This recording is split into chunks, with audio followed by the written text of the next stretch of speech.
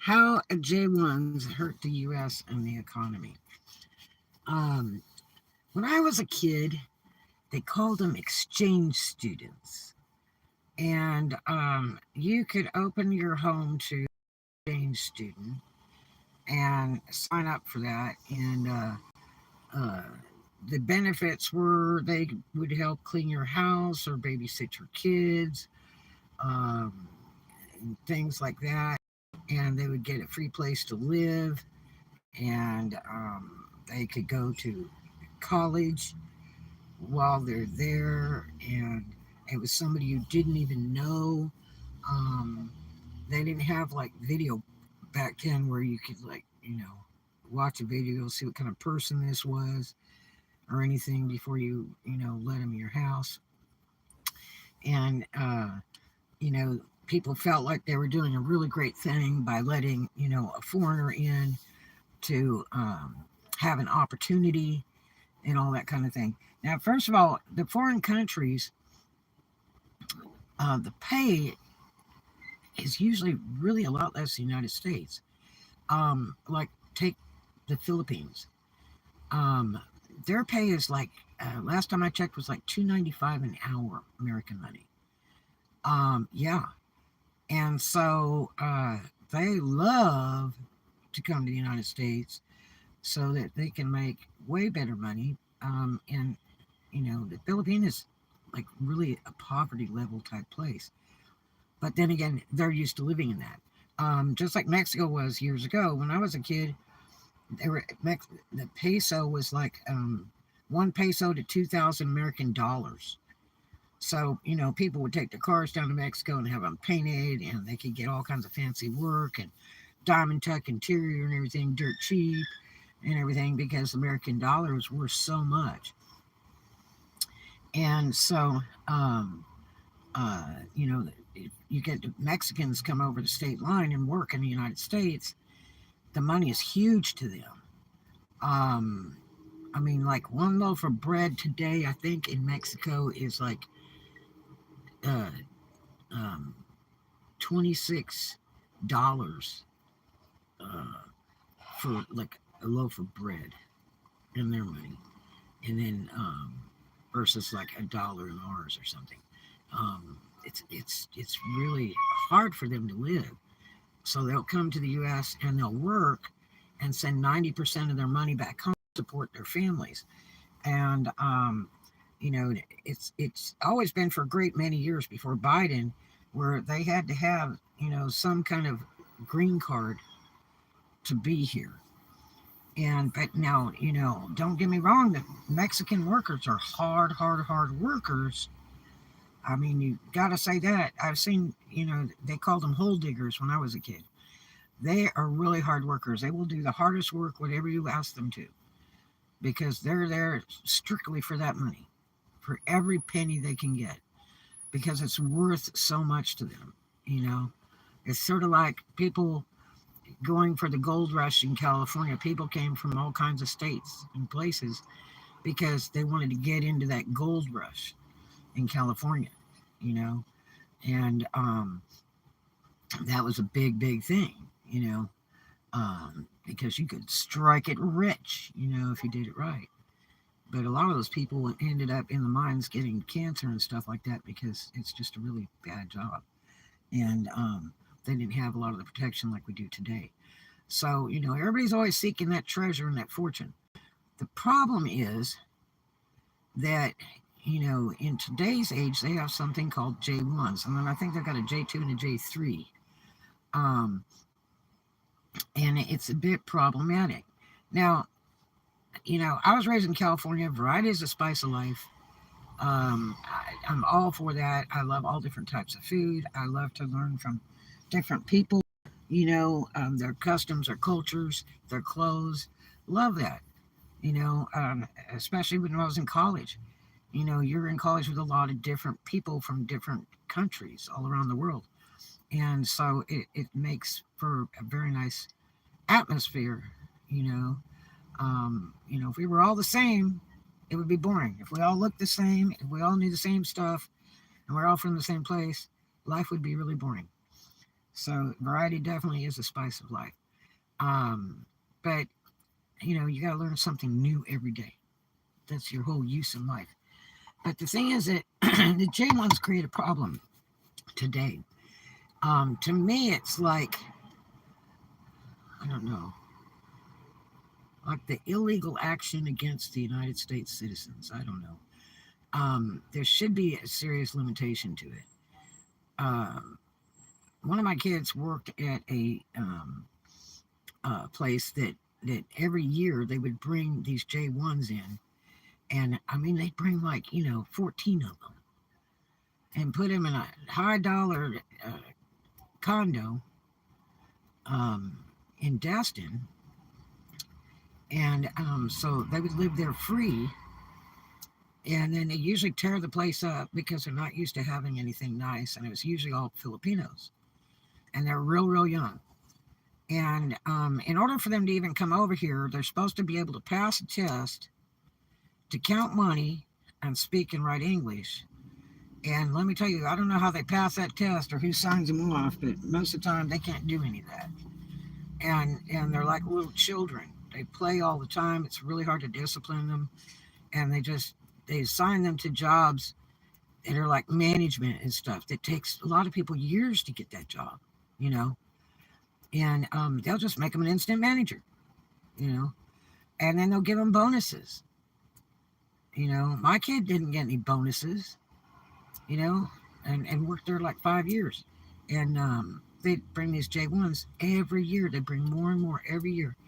And they stay for about 3 months. I think they're like on a 3-month visa, something like that. And then they have to go back. And it's supposed to be like an educational visa. Like they're supposed to be in some kind of school program or something in their country. And then, if they qualify, they can go, overseas to the USA and have a chance to work and live in the USA and then go back. And it's part of their education. If they violate, they can be sent home immediately. Okay, so if they don't show up to work or they do something that's violating, then they can be shipped right back. But who wants to ship them back? Because here's the problem. So, especially since the pandemic, there's a ton of homeless out there, and jobs, are hard to come by. And honestly, we really don't need any other people at this current space and time until, the United States gets right, right side up. It's like in a turtle right now. Like a boat turtles capsizes, and it's kind of a never-ending battle, and it's taking away from the availability of jobs for people, so they can get ahead and get out of situations, and that includes myself. But it's real problematic. We've got a huge amount of Jamaicans. Is the big thing now. They bring a ton of these Jamaicans, and I have noticed about 80% of them have really bad attitudes. They're very vindictive, and they're just basically scary to work around, unfortunately. A huge percentage of them. And the rest are just peaches and cream to work with. Um, Florida, DeSantis said something about sending all the Mexicans back. And I worked with a great girl at my work, and she was just tops in the department. No lie. And last year, DeSantis, had her shipped out. She got a lawyer and everything to try to be able to stay. Shipped her out, and now she's working for the same corporate but in another state in Texas, actually, Texas or New Mexico, which made no sense at all. But this thing, I guess. But the thing is that they bring all these workers every year, and even before the workers come, this one particular business, they would still be hiring people. And, they hire somebody on and tell them, okay, you're going to get full time, da da da da da, and then 5 days later, here comes the J1s, and Now everybody's hours get restricted. And then one by one, they start peeling everybody's hours off so bad to where they're working like 4 hours 1 day a week. And who's going to stick around for that? Like nobody. Okay? Nobody. So, people end up quitting. So the companies don't even have to fire them. And uh, so it really hurts. And in Florida, they can fire you at any time, any way, any day. It's one of those kind of states. They just have it's like a at will work agreement between employer and employee. And so anytime, anyway, you can walk into work and you don't have a job. Um, and a lot of people are still following the old-fashioned way with their company policies and all that. It makes no difference in Florida because there's a law for this. People can be fired anytime. So what happens is, in this particular situation, they bring all these J1s in, give them really nice housing for free, and then they tear the thing up, which is so sad because they don't know how to respect good things because they never lived that good. And they abuse the work situation. They won't get off their phones. They act like small children. It's like having a bunch of 3-year-olds running around. And they're not serious about the job at all. And it gets to the point of embarrassing. And then when, their last week of their job, they get that big bonus check of $100, $200, where, like, my kid never got one, okay? And had worked there like 5 years, and it's like, what? And guess where the first place they got to go is? To Orlando, so they can go to Disneyland. And then they want to go buy Louis Vuitton pocketbooks so that they can bring those back home. That's where their money goes. And it's like, wow. Here's the deal. It kind of reminds me of when I worked back at Pizza Hut in California, and I ended up quitting because it upset me so bad. I worked over there and I was a server, and back then, I don't think they had the tipping wage instilled yet, which was really bad. It was like $1.35 an hour when they did that. I think the wage was like $3 or $4 an hour back then, and it was before that tipping wage, I believe. And there was a really nice Mexican guy that worked back house, and he was just the sweetest thing. And a lot of times when I'd be taking my break in the little break room, that has all the posters of the EEOC and all that stuff, the labor board and all that. He was telling me, he worked like 120 hours a week. He would tell me. I'm like, no. And I'm like, well, you must get a lot of overtime or something. And it's like, no. And he's like, I only get paid like 50 cents an hour. And I'm like, quit. And I would visit with him every time that I would see him at work, every day when I'd go to break or something. He was very nice. And I was like, you don't make any 50 cents an hour. He's like, yes. And I'm like, so, after like a week or two, I asked him if he had a green card. And he didn't know what that was. Licencia verde, identificación verde. And he's like, no tiene. And I'm like, So how is he working with no green card in the United States? Well, it's because employers will take the risk to have an illegal alien work and pay them pennies on the dollar because they'll work for it.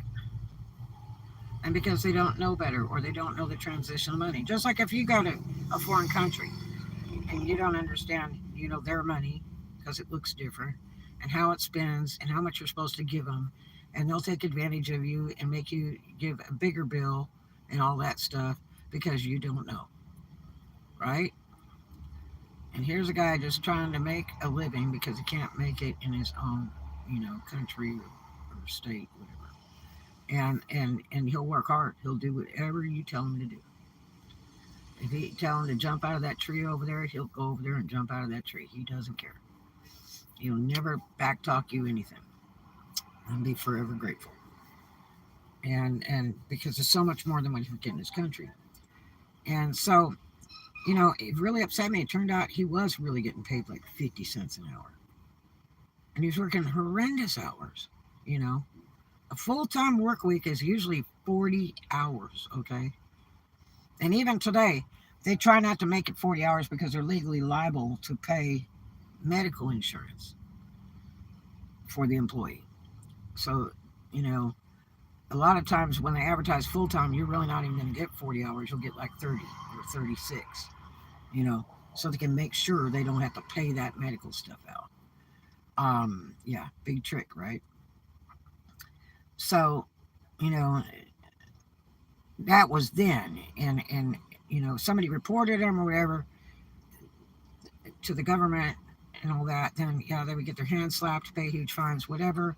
Big investigation, and then the problem is the person gets shipped back, and it's kind of a sad story because they had a chance to try to feed their families and that where they couldn't make it in their country.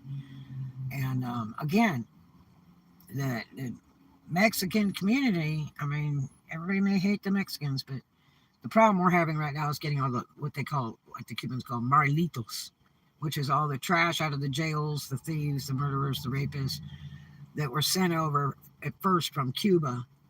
When they said, okay, we'll cut some people loose to the United States, and they sent all the garbage over, which just flipped Florida, okay? Is they sent in all the bad people, and then people think that all Cubans are trash because all they see is, the Marlitos when they first come over. And so it's not like that. Not everybody is garbage trash, okay? There are some good quality people in all races. It's just unfortunate that people do things in a backwards kind of way. So, you know, it really hurts when they bring the J1s in because, the United States citizens, it hurts jobs. And what they do is they get paid at a lower rate. Say they come from the Philippines, and the minimum wage is like $3 an hour, okay? Um, and, if the minimum wage in your area is like, let's say right now this area is like 13, okay? And so that's a huge amount of money for them compared to their money. And so, yeah, they're screaming to come to the U.S., for any amount of time. And generally it's about a 3-month visa. And you have to be enrolled in a school program to get it. And you have to qualify, And so you got to pass tests to count money and speak and write English to a point and stuff before they'll even consider you. And I swear 3/4 of them don't pass. It is ridiculous. But so what happens is the employer gets this huge discount for hiring these people. It's a giant tax write-off, okay? It's so big that the employer, in essence, is paying out of their pocket like $3 an hour, if anything, okay? Because they get these tax credits. So if they're so-called employing this employee at $13 an hour, then they get all these tax credits, and so it only ends up costing them $3 or less an hour to employ a J1. Okay, so they're going to take as many J1s as they can instead of one American citizen employee. Okay, so it's like a comparison of like 4 U.S. citizen employees I mean, for J1s versus one United States citizen employee in payroll per hour. So what are they going to do? They're going to take the foreigners and somehow get the work done and put up with the phone playing and doing half a job, and they can't count, cash for change and all that kind of Mickey Mouse mess. And they'll put up with it. Even if they're a violator, they'll put up with it because it's cheaper. It's cheaper, you know, to employ the J1 than a United States citizen. So what does that do? That kills jobs for United States citizens. And if we're trying to get back on board and get everybody employed and get everybody out of the poverty level and the homeless people and all that, because there's still homeless people existing since the pandemic. Oh my gosh. Yeah. Um, and how can we right the United States if you're going to keep bringing J1s in and tons of them? Even for 3 or 4 months. That it's painful. It's really painful. And especially if it's like during tourist season. You'll notice like in Destin, Florida, upper Florida, the tourist season is spring. Mid to lower Florida, the tourist season is winter. And so when you start bringing all these J1s in, which they go to every business, every restaurant, and flood them, okay, full of J1s. And then you have a bunch of people that don't speak English, who don't understand what you're saying, and not doing their job. They can't count cash, and it's a nightmare. Okay, and you have to tell them stuff 4 times. They still don't understand you, and it's just aggravating as a customer, much less as a coworker. It's painful because your hours start getting whacked away. Okay. Now, my one kid, every year, the same thing. They bring these J1s in, and it'd be more and more and more. Kind of started with 3, then, the next year it went to like 6, and then the next year it was like 12, and it's like all these new hires get their hours killed, almost instantaneously, and then they'll turn around and start whacking away at the whole crew, and my kid was like the last one left, who, had been there like 5 years, and she was like the last real employee of the year, and then they'd start whacking on her hours, okay, and it was just to the point where it was just ridiculous to have to drive over there, to Destin, so she could work like a 4-hour shift. I mean, really? Ugh. The traffic, the time to get through, the gas, all that stuff, driving back and forth, and because she didn't drive then, and it's painful and financially painful. Um, and they'll never really slap the hand of those foreigners because they're so dirt cheap to pay. They will tolerate a whole bunch, even though the contract reads they have to follow everything to the T. They can't violate the living place. They can't violate the workplace. They have to be doing the job wholly. And then they get, college credits for working the job. And they don't even do the job, okay? Put them in there as manager, and they're not even doing a manager job. They don't even know what they're doing. They just call them a manager. And, it's just painful. So I think there really needs to be some type of regulation because I think it's just going wild. Girls gone wild. Because I think that the United States businesses are overusing the J1s, and it's to their great financial advantage. But they're not thinking about it as far as an employee's perspective. You hurt an employee when you do stuff like that, when you start whacking on hours and days and all that. and all of a sudden, you were a full-time employee and like you're working 1 day a week for 4 hours. I mean, really? Because they're letting all the J1s work it. Because it's dirt cheap. They just, oh my gosh, they just would much rather, pay 3 or 4 J1s versus paying one U.S. citizen minimum wage. And it's just a huge write-off. But I think it hurts us. I think it hurts us terrible. And 80% of these J1s are not serious. Some of them are very, very dangerous. I worked with, um, uh, 2J1, and one was an older lady, and the guy was probably about 30. But I guess a real fireball. I don't know how they can send those people over when they're violently aggressive. I would think they do some kind of background check, something. And I mean, one day this guy just picked this woman up and threw her across the room. Just boom.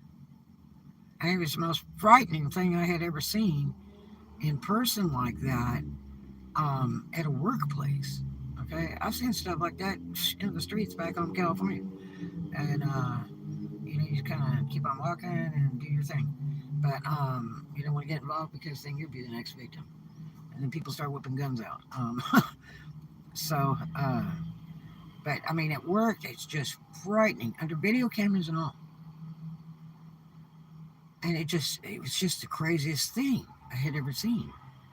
And they still let that guy work the rest of the day. Now, she was injured and she ended up being off work for a couple months. But oh my gosh. And they still let the guy work.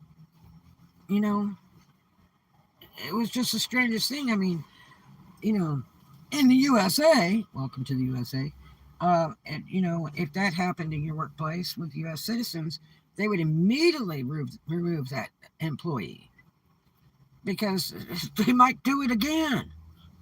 Or this might be somebody that whips a gun out. I mean, some people are freaky, but yeah, they let this cat, I mean, keep working the whole shift. It was just really weird. And so, uh, are they going to ship him back? Probably not. Because somebody will want to use him because he's so cheap to pay because government gives these businesses all these tax deductions. Yeah, I've worked at corporate where we had a guy from Morocco, and he's a great employee. I mean, really great employee and really likable dude. And he was very interesting to talk to. He would show you pictures of his country and how very beautiful it is and all that. And he was like, God, why are you here? If you live in such a very beautiful place. Well, because their pay is dirt cheap. There's another one of those like $3 an hour joints. And my boss, my owner, okay, was paying him like $6 an hour. Yeah. And this was when the pay rate here was like $10 an hour. And I was like, how are you paying this guy $6 an hour? And he's like, because I can. And he's like, just don't tell him what you make. And it's like, well, why should I not tell him what I make? I mean, I'm a U.S. citizen. If he asks for something or he finds out, I'm supposed to be lying to him. That's just mean. And to me, I would think you would just pay them regular wage like we get. Isn't that fair? But they don't. So yeah, I think it's abusive. I think it should be illegal, and I think there should be a limitation put out, okay, for how many J1s can be around for how long, and the qualifications need to be raised really high because these people are not passing to come here. Okay, it's just not even fair. It's like a legal babysitting act, when you have to work with these people and they can't do the job at all, or they've been set in a manager position and you have not, I mean, that's not even fair. Okay? So it creates a lot of problems. It's creating the problems that uh, um, uh, that people can't uh, get a job. It restricts the jobs in the United States, and that hurts because everybody needs to work, and we need to get the United States back on top again. Um, we can't babysit all these other countries. It's just like, you know what I mean? You know, that's just ridiculous. So, um, I really think there needs to be some limitations, some restrictions, and some upgrades and policies because it's just, I think it's really being overused in the United States to be bringing tons of J1s over when our own people need to be employed. I think the unemployment level needs to be, you know, more closer to zero of unemployed than having a high rating or spectrum of unemployed people across the United States before we start bringing all these J1s in. Okay, I think that really needs to be addressed. Um, you know, how do you solve that problem? You know, it's a serious financial problem. Um, you know, uh, I'll tell you one person that really hires a ton of so-called J1s is the Walmart corporations. They will make about half the crew, 80%, well, about 80% of the crew will be J1s, and they'll be Jamaicans. Yeah, yeah. And I've worked around Jamaicans, like, you know, on 3 occasions, and it's good and it's bad, but a majority of them are really bad, and they're really scary to work around because they're violent, very violent and aggressive. And but otherwise, the rest are fantastic and a very educational thing, you know, for you to be around. But yeah, it's sad. It's really sad.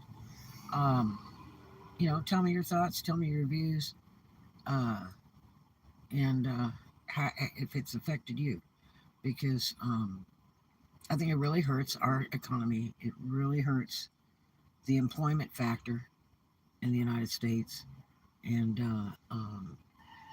I think this matter needs to be really rectified or postponed until we can get, you know, the United States up, back and up and going the way it should be, where everybody can get a job, where everybody can get housing. Because you know this also affects housing really a lot too.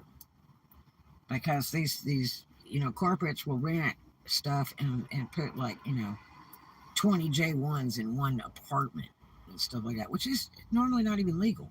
You know, if you did that and you rented an apartment and you put a bunch of people in there who weren't on the lease, you know they'd be evicting you in a flipping heartbeat. And then when you have to live next to it, we lived next to a townhouse that a guy had a bunch of illegal aliens from Mexico. None of them had green cards, and he would stack 20 or 30 of them in this townhouse he would rent.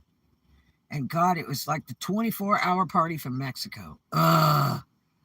It was horrible, and they'd be passed out drunk with the damn Hirachi music going on all night long, full blast. Like, something off a fast speed carousel, you know. And I do not like that music any more than I like bagpipe music. I don't like that either. It's kind of obnoxious music. I like tropical music, islander music, like Cuban music, Puerto Rican music, things like that. But that damn Hirachi music, I can't stand it. But they like it. It's happy. You know, teach your own. They're over 18. They can have a choice. But yeah, and so it becomes really problematic. Um, uh, and then when you call the police, the police can't do anything because they can't wake them up because they're all passed out drunk because they gotta have that everyday party and drink beer. They drink beer when they get off work. Cook a bunch of food, drink beer. and play Huaracha music all night long, full blast. Yeah. So, I don't know. I just, there was a discussion the other day. Somebody said, well, that they let those Mexicans over the border and Biden let them stay, and they make out like bacon. And a lot of that's true, unfortunately. That's been for a while. And what they do is they take and they give them like a $4,000 prepaid credit card, so they can like spend that any way they want. They'll give them housing, they'll give them welfare, they give them all kinds of stuff, and they're not even a legal alien. They just go like, okay, welcome to the United States. But when's the last time you tried to go and live in Mexico? That was the big thing. If you moved to Mexico as a U.S. citizen, you could live so well on very little money. You're like the bazillionaire in Mexico. You could rent houses or buy houses dirt cheap and live like a millionaire, in Mexico. And today, guess how hard it is to do that? There are so many stipulations if you want to visit, much less move to Mexico as a U.S. citizen, that you virtually can't get in. And especially if you're retired, you have to have so much retirement a month because Mexico doesn't want any poor people. No, they don't want poor, homeless, any of that. They want to make sure they don't have to babysit you. So they want to make sure you have a lot of income so that they don't have to babysit you. But that's not the way it is for the U.S. Let's let them come right over the border by the hundreds. Who cares? Hand them $4,000 credit card. Where's mine? Where's my $4,000 free credit card? Where's my free housing? Where's my free food and clothes? I'm a U.S. citizen, But yeah, it should be vice versa. If they can run over here, then they need to change the stipulations for Mexico for people to go over the border and visit or live or stay on a visa, for so many months. They need to change all that because it's virtually impossible. The average Joe can't afford to go to Mexico. It has to be somebody that's retired from something real good, like a lawyer, a doctor, a real estate broker. Somebody that, has established money for a great many years and says, hey man, it's cheaper to live in Mexico. I'm out of here. I'll buy a nice house. I'll just hang out in Mexico. But no, it's virtually impossible unless you really have an incredible revenue, throughout your life or retirement. Say you've got Social Security and you've got some type of like military retirement or government retirement pension, like a post office. You got to have proof before they'll accept you in Mexico. That's a fact. And then the next trick is trying to get your money when you're in Mexico. Yeah. And I told somebody, I said, I'd be going to Walmart and getting cash back before I'd use the ATM because they charge for that because it's the transition of the American money to the foreign money, and they charge for that. So, but yeah, I think there really needs to be something done. It's not fair. I think it's getting out of control, out of hand. I think there's just way too many J1s. They're taking over the work space, and it's hurting the United States citizens, to try to get jobs. Because all these corporates are jumping at it, going, hey man, I can only pay pennies on the dollar and get a whole lot more employees. And look at all the great tax write-offs. Yeah. It's sort of like, years ago, if you put on there disabled or anything like that on your application, nobody wanted to hire you because you're disabled, you're a cripple, some way, somehow. Now disabled can be as simple as asthma. Yeah, you believe that? And guess what? They'll hire you easier because you're disabled. They get a tax credit for hiring you, and they'll keep you. They'll keep you if you're defective over a regular employee that doesn't have all that. See, I didn't have all that for years. I didn't have all these disabilities, broken parts, and all kinds of junk for years. and I mean, wouldn't claim them anyway on a work application because I didn't want them to think that I couldn't do the job. And you know, I had a chance to take disability years ago over an accident, and I was like, no. They're like, you could get permanent disability. I'm like, no, I don't want that. I mean, so I didn't understand that you could get a bunch of money for that, plus you could be disabled out, and I didn't know all that, you know, and I would probably been better off to take that option, because I would have guaranteed money for life. The only problem is, if it's so restricted, like in the state of California, nobody wants to hire you if you've got a defect or you're disabled or handicapped or any of that. Today, they want all that disabled, handicapped, and everything else because they get all these tax deductions for hiring that person, and then they don't want to fire them because they don't want to lose all those tax deductions because they get such a big discount on making these people's payroll, by the hour. So they'll hire all kinds of messed up people. The only thing that's good about that is that people that I'm seeing a lot of this lately, people that are severely handicapped or disabled are now getting jobs. And that I love, because when I was young, you didn't see those people in the workforce. Nobody would hire them. And it's about time that these people had a chance. And because they're so sweet and so kind. I've just worked with one recently, and he's like probably 35 years old, but he's like working around an 8-year-old kid. And he's the nicest, sweetest person, and I swear when you talk to him, it's just like being around a little 8-year-old kid. It's just precious. And I love seeing that because it gives him pride. He doesn't work many hours. He probably works like 12 hours a week. But it gives him pride, responsibility, and hope, and a lot of times those things will heal the mind and handicaps. The mind is a very strong thing. And, instead of hiding all these people like they did when I was a kid, oh, they're a cripple or they're handicapped or they're missing an arm or they can't walk or, when I was young, people would point stuff like that out. Oh, look at them, or, and it was like, why? They have a right to live. What if that was you? You know, um, so just appreciate you got 2 arms and 2 legs. The person that doesn't, it's horrible. But let's not cast them off into the corner because they're different and they're defective. That's not cool. I love seeing them in the workforce. There was a guy, he had like no arms or something out in Destin working at Michael's, and he was working as a checker. And he had the greatest personality. Oh my gosh. And just standing in line waiting, it would make for the nicest wait I've probably ever had in a store. It was so pleasant and so happy.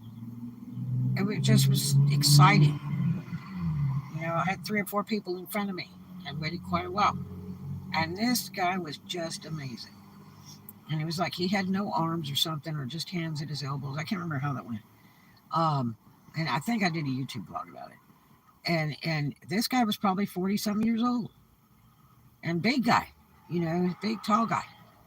And kind of looking like a lumberjack kind of guy. Okay. And he was crippled bad. And it was so exciting to see him work. He was amazing at his job. Okay. I mean, 100% amazing.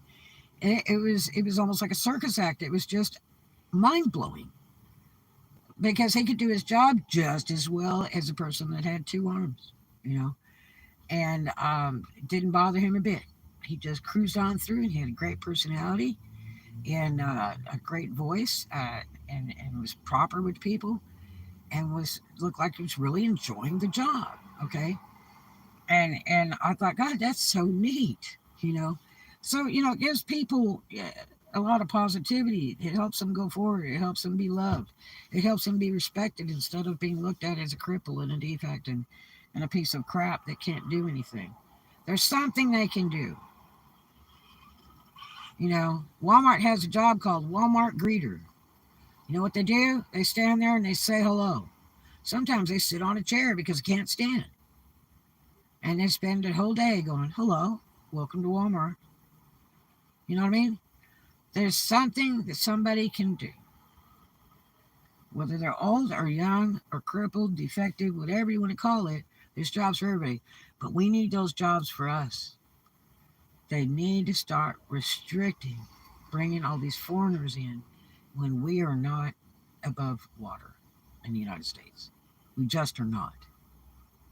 You know, it's killing, you know, the job area. I mean, when you go to look for a job, there just really aren't any, you know. And then when you go to get a job, you can't even get full time because they got so many damn J1s floating.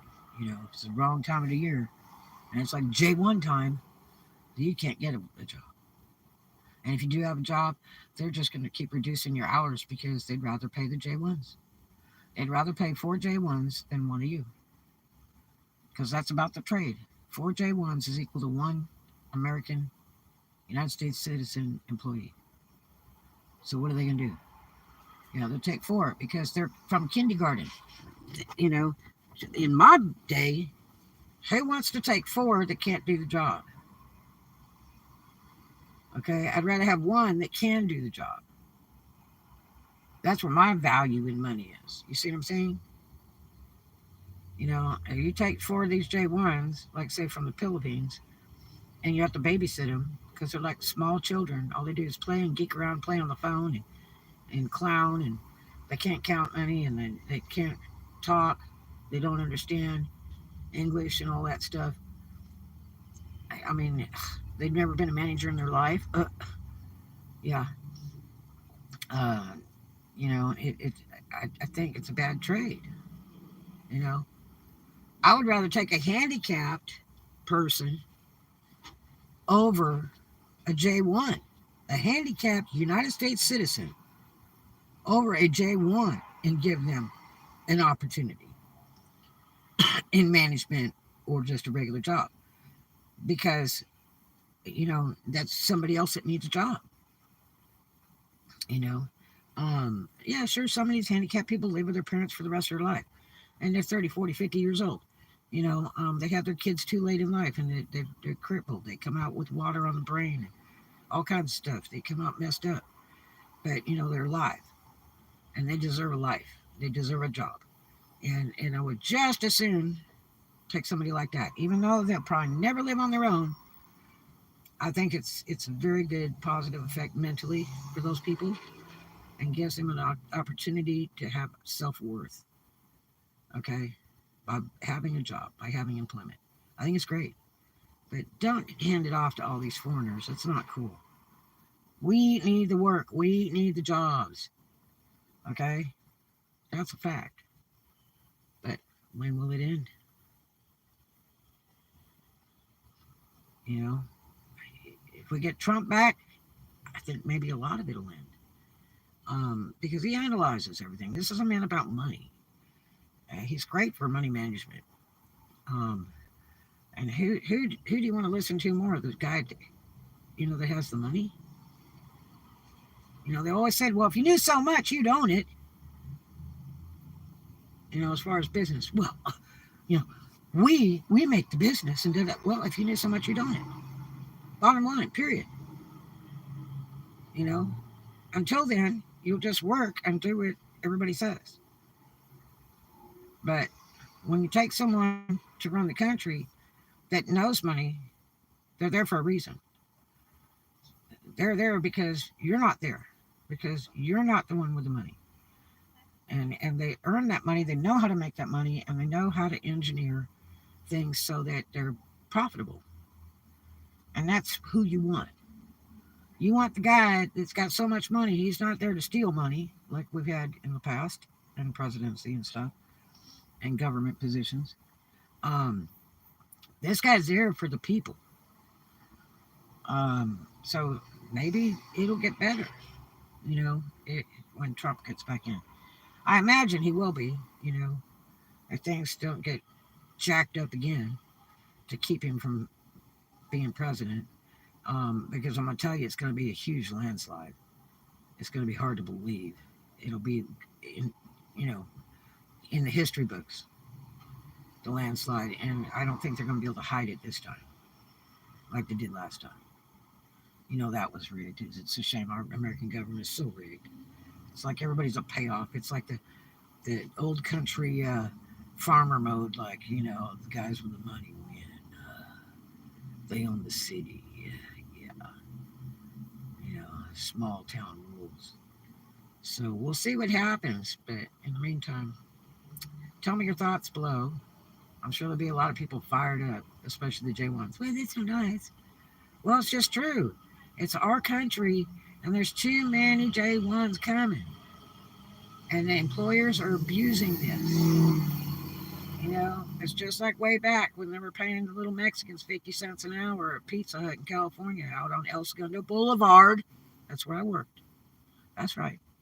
El Segundo Boulevard, Redondo Beach and all that.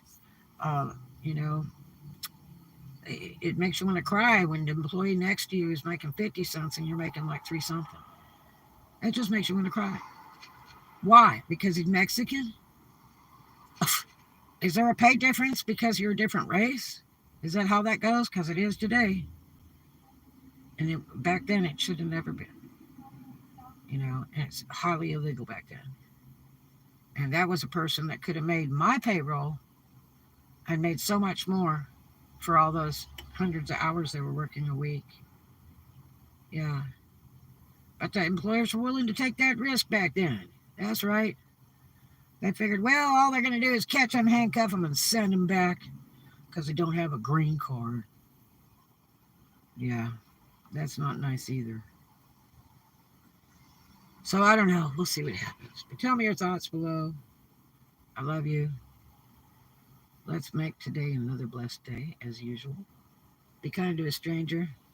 And I will see you in the next one. Love you.